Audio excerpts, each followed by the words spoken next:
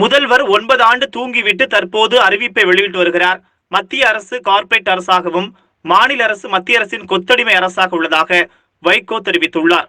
மதுரை அழகர் கோவில் சாலையில் உள்ள தமிழ்நாடு ஹோட்டலில் மதிமுக சார்பில் நடைபெற்ற நிதியளிப்பு விழாவில் கலந்து கொண்ட பின்னர் செய்தியாளர்களிடம் பேசிய அவர், மதிமுக தொகுதி மட்டுமின்றி அனைத்து தொகுதிகளிலும் பிரச்சாரம் மேற்கொள்ள இருப்பதாகவும் வரும் தேர்தலில் வெற்றி பெற்று முதல்வர் ஆவார் ஸ்டாலின் என்றார். தமிழகம் முழுவதும் ஸ்டாலின் சுற்றுப்பயணம் மேற்கொள்கிறார். லட்சக்கணக்கான மக்கள் ஆதரவு தருகின்றனர். தமிழக முதல்வர் 9 ஆண்டு காலம் தூங்கிவிட்டு தற்போது அறிவிப்புகளை மட்டும் வெளியிட்டு வருகிறார். தமிழகத்திற்கு வரவேண்டிய எந்த திட்டமும் வரவில்லை. வேளாண் சட்டத்திற்கு எதிராக போராடுபவர்களை மத்திய அரசு கண்டுகொள்ளவில்லை. மத்திய அரசு கார்ப்பரேட் அரசாகவும் மாநில அரசு மத்திய அரசின் கொத்தடிமை அரசாக உள்ளது. தேர்தலில் 234 இடங்களில் திமுக மகத்தான வெற்றி பெறும் என்றும் இந்த தேர்தலில் அதிமுகவையும் பாஜகவையும் தோற்கடித்தே ஆக வேண்டும் என்பதால் தான் எத்தனை இடம் கொடுத்தாலும் போட்டியிட தயாராக இருக்கிறோம் என்றும் தெரிவித்தார்.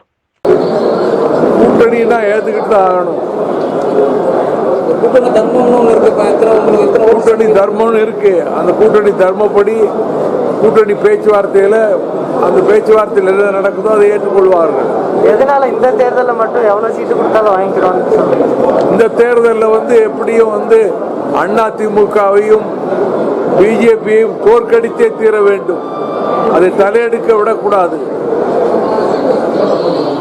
இப்ப 2014 நீங்க மக்கள் நல கூட்டணி ஆரம்பிச்ச மாதிரி அதுக்கு ஒரு வாய்ப்பு இல்லையா? அப்ப ஏன்னா உங்களுக்கு அதுக்கு வாய்ப்பு இல்லை. புதிதாக உங்க கூட்டணியில் எதுவும் கட்சிகள் இடம்பெறுமா? இடம்பெற்ற சீட்டுகள் வழங்க இடம்பெற மாதிரி வாய்ப்பு தெரியல. கமலஹாசனுடைய கட்சி நீங்க திமுகவுடைய சேரணும்னு விருப்பப்பட்டா நீங்க அதை ஸ்டெப் எடுக்கலாம். அப்படிப்பட்ட சூழ்நிலையே இல்லை. சசிகலாவுடைய வரியை ஜெயிலில் இருந்து வந்திருக்காங்க. ஐயா, தங்களோட மகன் துரை ஐயா இந்த தேர்தலில் போட்டிடுவாங்களா? நல்லா போட்டியிட மாட்டாரு. அந்த மாதிரி வாய்ப்பெல்லாம் இங்கே கிடையாது. கழக தோழர்கள் அவங்க பிரியத்தில் அவரை கல்யாண வீடுகளுக்கு துக்க வீடுகளுக்கு அழைச்சிட்டு போறாங்க. அவ்வளவுதான். பொதுக்குழு கூட்டத்தில் திட்டங்கள்லாம் சொல்லியிருக்கீங்க. ஆமா, உங்களுடைய பயணம் கொண்டு வரதுக்கான நீங்க திட்டத்தை அறிஞ்ச பிறகு கேளுங்க. திட்டத்தை அறிஞ்ச பிறகு கேளுங்க. திட்டத்தை அறிவிக்கிறதுக்கு முன்னாடி எப்படி கேட்குறீங்க?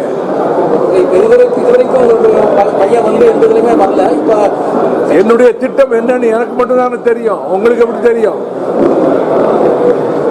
பிரச்சார பயணம் எப்ப தொடங்குறது? அது நீ தேர்தல் அறிவிச்சு பேச்சுவார்த்தை நடந்து அதுக்கு பிறகுதான் தொடங்கும். தேர்தல் ஆணையத்தில் இந்த முதியோர்களுக்கு தபால் வாக்குகள் சொல்லியிருக்காங்களா? அதை பற்றி என்னை பொறுத்த மட்டில் தபால் வாக்குகள் கொடுப்பது சரிதான் என்பது என்னுடைய கருத்து. அதுல முறைகேடு நடக்கும் சொல்லி கம்யூனிஸ்ட் கட்சிகளும் திமுகவும் தொடர்ந்து 80 வயதுக்கு மேற்பட்டவர்கள் வாக்குச்சாவடிகளுக்கு செல்ல இயலாதவர்களுக்கு வாய்ப்பு கொடுப்பதிலே தவறில்லை என்பது என்னுடைய கருத்து. தேமுதிக கூட்டணிக்கு வந்தா சேர்த்துக்கிறீங்க? கூட்டணி தலைமை என்பது திமுக தான்.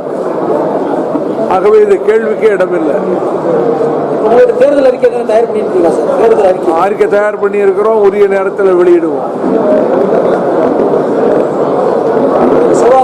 சாத்தூர் பட்டாசு விபத்து பற்றி அதுக்கு இரங்கல் தெரிவிக்கிறேன்.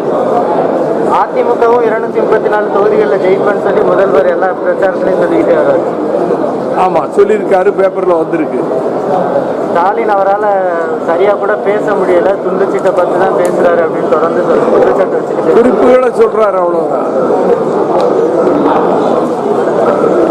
இவரு அப்படின்னா சேக்கலார் தான் கம்பராமாயணம் எழுதினாரா? அந்த 7 தமிழர் விடுதலையில தொடர்ந்து இதுவரைக்கும் அந்த விடுதலைக்கான முடிவு எட்டப்படலைன்னு சொல்றாங்க.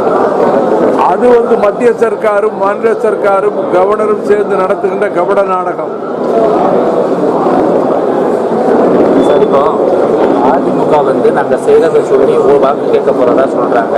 திமுக எதை சொல்லி வாக்கு கேட்பாங்க? அந்த கூட்டணி கட்சிகள் எதை சொல்லி வாக்கு கேட்பாங்க? 10 ஆண்டு காலத்திலே தமிழகத்தை நாசமாக்கி தமிழகத்தினுடைய வாழ்வாதாரங்களை எல்லாம் பாழ்படுத்தியதற்கு அதை சொல்லி திராவிட முன்னேற்ற கழகம் ஓட்டு கேட்கும்.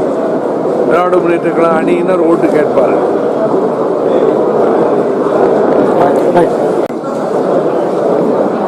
ஆகவே வழக்கம் போல இம்முறையும் மக்களை சந்தித்து மக்களிடம் நிதி திரட்டுகின்ற பணியில் ஈடுபட்டிருக்கிறோம்.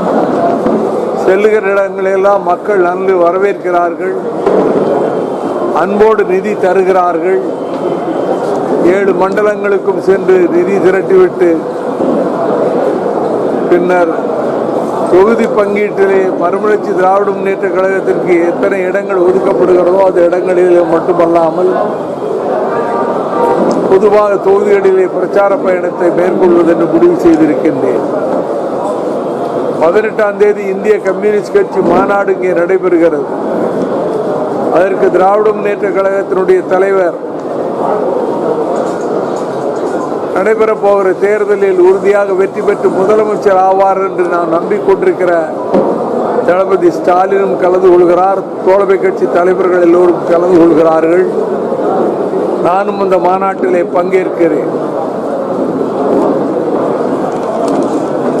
தமிழகம் பூராவிலும் சுற்றுப்பயணம் செய்து வருகிறார் திமுக தலைவர். செல்லுகிற இடமெல்லாம் லட்சக்கணக்கிலே மக்கள் திரளுகிறார்கள்.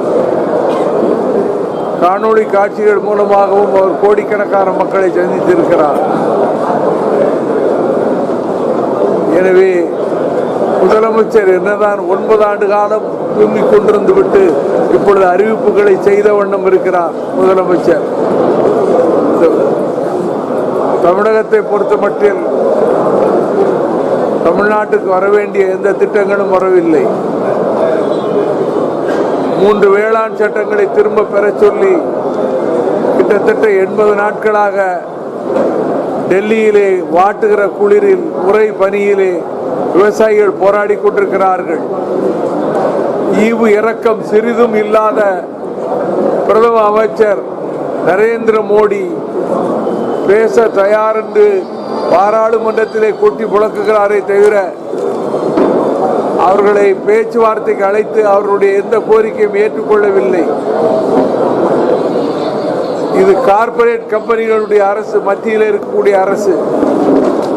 இங்கே இருக்கக்கூடிய அரசு மத்திய அரசுக்கு கொத்தடிமை அரசு. எனவே மக்களிடத்தில் இதை எடுத்து சொல்வோம். இது விவசாயிகளுக்கு விரோதமானது, தமிழ்நாட்டினுடைய இயற்கை வளங்களுக்கு விரோதமானது என்று பிரச்சாரத்திலே மக்களை திரட்டுகிற போது மக்களுடைய ஆதரவு சிறு குறு நடுத்தர விவசாய தொழிற்சாலைகள் எல்லாம் நசித்து போய்விட்டன, எல்லாம் நொறுங்கி போய்விட்டன. வேலையில்லா திண்டாட்டம் தலை கொடிகட்டி பறக்கிறது. இந்த சூழ்நிலையில் வரப்போகிற தேர்தலில் 200க்கு மேற்பட்ட இடங்களில் திராவிட முன்னேற்ற கழக அணி மகத்தான வெற்றி பெறும் என்று நான் உறுதியாக நம்புகிறேன். நீங்க